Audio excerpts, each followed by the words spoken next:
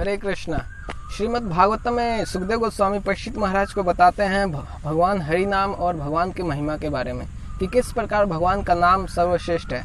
तो एक कहानी आती है कि जब अजामिल था तो बहुत ही ब्राह्मण फैमिली में था, ब्राह्मण कुल से था अजामिल, और वो सभी कर्मकांड सब कुछ जानता था। किंतु एक दिन वो वन में गया और एक वैश्या को एक के साथ ऐश करते हुए देखा, तो उसने उस दिन से उस वैश्या के बारे में चिंतन करने लगा।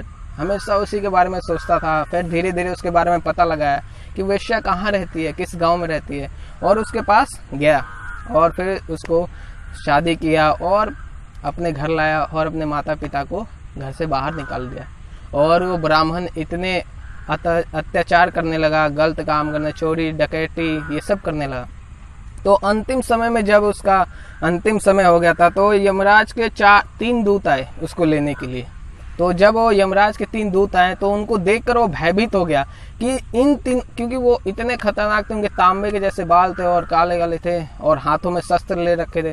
तो ये देखकर अजामिल घबरा गया, कहीं इनको देखकर मेरा पुत्र ना डर जाए, क्योंकि मृत्यु के समय भी उसे अपने पुत्र से इतनी आसक्ति थी कि मृत्यु के समय भी उसे अपने पुत्र की ही चिंता हो रही थी। तो यह सोच रहा था कि अगर इन्हें कहीं मेरा पुत्र देखेगा तो डर जाएगा। तो इसलिए वो जैसे उन्होंने यमफास डाल के उसको शरीर से, बॉडी से आत्मा को निकालने का प्रयास किया, तो आधा आत्मा उसके शरीर में था और आधा उसके बॉडी में था। इतने में ही उसने डर के मारे अपने पुत्र के बचाने के लिए, कि उसने ये नहीं सोचा कि वो मर रहा है, उसे इतना मोह था कि वो सोचा कि मेरा पुत्र इनको देख के डर ना जाए। और इतने में ही उसने नारायण का उच्चारण किया, और नारायण उच्चारण करते ही भगवान के 4 पार्षद आगे और बोले डरो मत, डरो मत, और आके यमफास को काट दिया। तो यमराज के दूत तो बहुत चिंतित हो गए। अरे कौन हो भाई तुम, इतने अच्छे हो, इतने सुंदर दिख रहे हो, हाथ में कमल है, गदा है, अस्त्र शस्त्रों से सुसज्जित थे। और यमराज के दूत डर भी रहे थे उनसे, क्योंकि इतने सारे अस्त्र शस्त्र हैं उनके पास।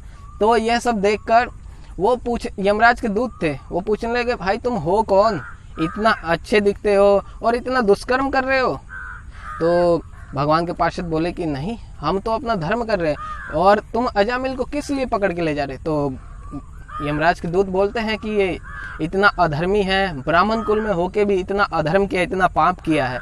तो यह सब सुनते ही भगवान के पार्षद बोले नहीं, इसने तो भगवान का नाम लिया है। अच्छा, तो फिर तो वो जो अजामिल के वहीं था, उसी शरीर में आधा उसका आत्मा शरीर में थी और आधा बाहर थी। तो वो सोचने लगा और दोनों का संवाद वो देख रहा था, सुन रहा था पूरा, कि किस प्रकार भगवान के पार्षद और यमराज के दूतों का जो संवाद हो रहा था वो सब अजामिल सुन रहा था वहाँ बैठे बैठे। तो इन्होंने बोला कि इसने बहुत अधर्म किया है और इसको नरक में ही लेके जाने के लिए हम आए हैं, और तुम कौन हो जो धर्मराज की आज्ञा का अवहेलना कर रहे हो और इसे यमफास से काट दिया तुमने। तो भगवान के पार्षद बोलते अच्छा तुम सच में धर्मराज के ही अनुयायी हो। तो अगर धर्मराज के अनुयायी हो तो तुम्हें तो इतना तो ज्ञान होना चाहिए कि जिसने एक बार भगवान का नाम ले लिया, भगवान हरि, कोई भी नाम भगवान का ले लिया, तो उसको कोई भी जितना भी करोड़ जन्म का कोटि का जो पाप है वो जल के राख हो जाएगा। तो जो यमराज के दूत थे वो बोले नहीं, इसने भगवान का नाम लिया कब, मानते हैं कि भगवान के नाम का गुण बहुत है, करोड़ों जन्मों के जो पाप है उसको जला सकता है एक हरि नाम, किंतु इसने भगवान का नाम लिया कब, इसने भगवान का नाम तो नहीं लिया, इसने तो अपने पुत्र को डर के मारे बुलाया नारायण। तो भगवान के जो पार्षद थे वो बोलने लगे अरे मूर्ख, अब किसी का नाम नारायण रख दिया, किसी का विष्णु रख दिया, किसी का कृष्ण रख दिया, तो इसका मतलब ये थोड़ी कि यही कृष्ण है। वास्तविक कृष्ण कौन है, पहले इसके बेटे का नाम नारायण पड़ा या भगवान का नाम नारायण पड़ा। तो यमदूत बोले कि पहले नाम भगवान का पड़ा, तो ये भगवान का नाम है, अब तुमने रख दिया इसका नारायण, उसने अपने पुत्र का नाम रख दिया नारायण, तो इसका मतलब ये थोड़ी नारायण है, नारायण तो वास्तव में भगवान है। तो इस प्रकार इसने भगवान को ही याद किया और भगवान का नाम लिया। तो भगवान के नाम में इतनी शक्ति है कि आपके करोड़ों जन्मों की कोटि जो पाप इकट्ठे आपने किए हैं उसको एक हरि नाम ही जला के राख कर सकता है।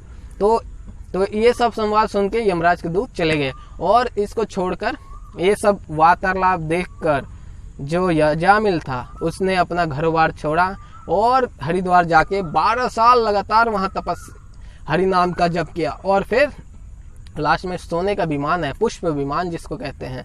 हम देखते हैं आजकल भी करोड़ोंपति भी हो, अरबोंपति भी हो, फिर भी वो लोहे के स्टील के ही विमान में जाता है। किंतु जो भक्ति करता है उसके लिए सोने का विमान आता है। तो आप देखिए, आपको सोने के विमान में जाना है या लोहे स्टील के विमान में जाना है, ये आपके ऊपर है।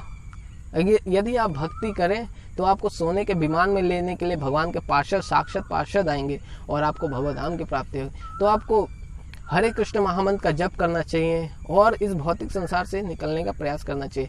हरे कृष्णा कृष्णा कृष्णा हरे हरे, हरे राम राम राम हरे।